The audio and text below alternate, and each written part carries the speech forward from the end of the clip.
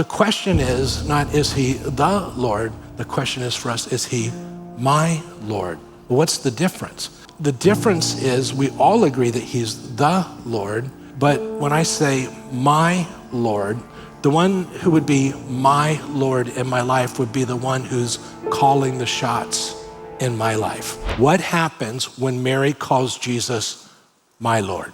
My Lord. You want to write that down. Now, remember, Mary's not expecting a resurrection. She doesn't have all the theological understanding, but she calls him my Lord. I think it's important that she calls him my Lord, and there's something here that John wants to highlight, so he's telling the story through Mary Magdalene. He's not denying the other women, but he's telling the story through Mary Magdalene.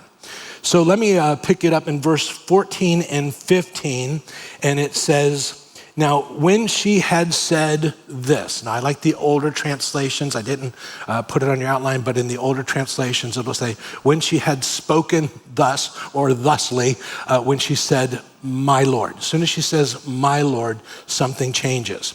So when she had said this, she turned, and that's, she said, my Lord. She turned and saw, underline that, Jesus standing there and did not know that it was Jesus.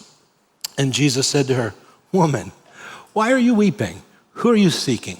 Supposing him to be the gardener, she said to him, sir, if you have carried him away, tell me where you have laid him, and I will take him away.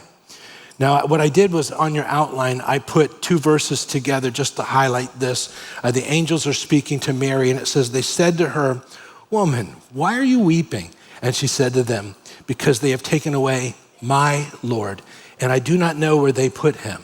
Now, when she had said this, my Lord, she turned around and saw Jesus. She turns around and sees Jesus. And what we get from that, and I want you to write this down, when she said, my Lord, Jesus reveals himself in her situation.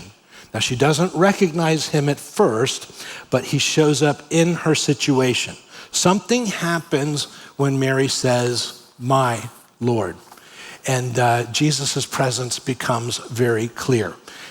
It's not that Jesus wasn't there the whole time. It's just that he doesn't appear in her situation until she declares him to be my Lord. So it says she turned around and saw Jesus, but she doesn't recognize who he is. She thinks he's the gardener. But the word saw there, again, is theoriai, a verb that implies a greater intensity in the act of seeing, such as examining.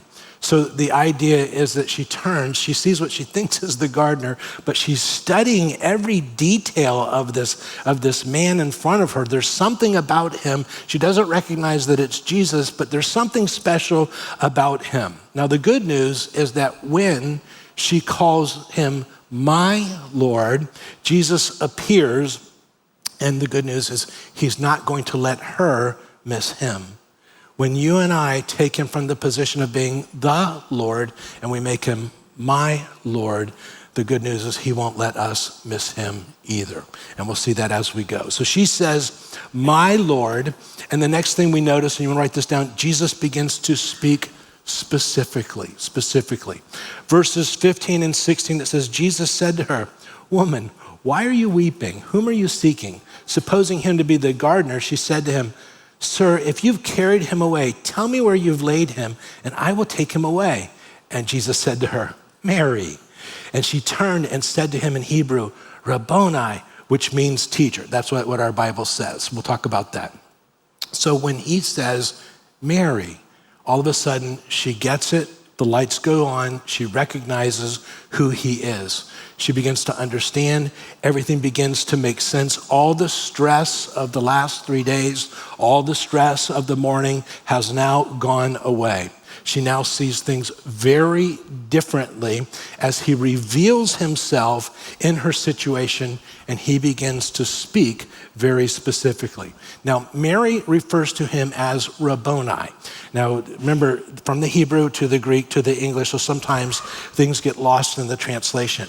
Rabbi means teacher. Rabboni, put there on your outline from a Bible dictionary, just means my great master. Again, it's very personal, and so just to see that. Verse 17, and Jesus said to her, stop clinging to me, for I have not yet ascended to the Father, but go to my brethren and say to them, I ascend to my Father, or I will ascend to my Father and your Father, and my God and your God. When you read this, you always want to keep in mind that you and I are getting the highlights of a much greater conversation. More is said than is written down. We're getting the highlights. When Jesus says, stop clinging to me, he's not saying, don't touch me. I have not yet ascended to the Father. That's not what's going on. If you go to the end of the chapter, don't do it right now, but we will later, you'll find that he goes to Thomas. He goes, go ahead, check it out, touch me. So that's not what he's saying. But what's happening, Jesus says, Mary, stop clinging to me. The word clinging there on your outline is the word haptomai, and it just means to attach one's self. Guys, Mary has Jesus in a bear hug at this point. And so the idea is that she's saying, I lost you one time, I'm not going to lose you again. To which Jesus says, Mary, it's okay. I haven't ascended to the Father. I'm still here. So you don't have to stress. I'm going to be here a while. As a matter of fact, Mary, if all you'll do is just read to the end of the Gospel of John, you'll find that I'm going to be here for another 6 weeks. But that's a story for another day. So Mary says, my Lord, and Jesus reveals himself. He begins to speak specifically to her. And then Jesus gives specific understanding. Verse 16, it says, Jesus said to her, Mary, and she turned and said to him in Hebrew, Rabboni, which means teacher. She now understands that he's alive, he's there, he hasn't left, and he's going to be around for a while. Now she understands what was very unclear has become very clear. When Mary said, the Lord, nothing really changed in her situation. But when she declared him, my Lord, all of a sudden things begin to change. And then we notice that when she says, my Lord, Jesus reveals, and you want to write this down, her next step. Verse 17, it says, Jesus said to her, stop clinging to me. I have not yet ascended to the Father, but go to my brethren and say to them, I ascend, or I will ascend to my Father and to your Father, and my God and your God. He gives Mary her next step. I want you to go to my brethren and tell them what you've experienced here, and so she gets her next step. So let me ask you a question. How many of us here today wish that he would step into our situation and just give us our next step? Just do this. Wouldn't that be great? Well, I noticed that when she declared him to be the Lord, it wasn't that he wasn't there, but nothing really happened. But when she declares him to be my Lord, that's when he steps in and begins to give the next step.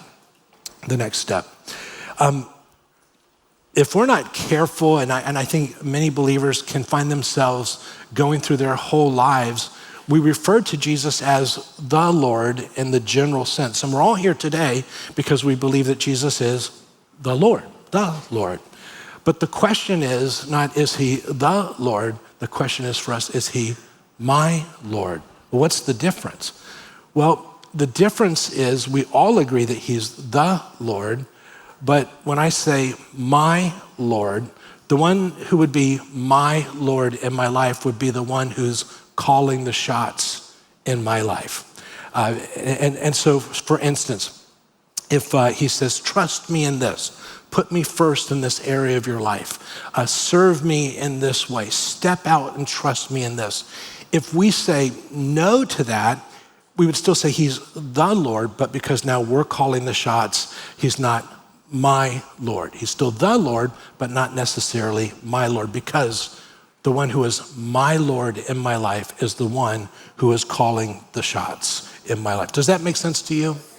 Well, I can't help but think that on this Easter, this Resurrection Sunday, as we come together, we're here because we believe that he is the Lord, and we all get that. But the question that we have to ask ourselves Have we ever come to the place where we've said, you're my Lord? That is, you're going to call the shots in my life.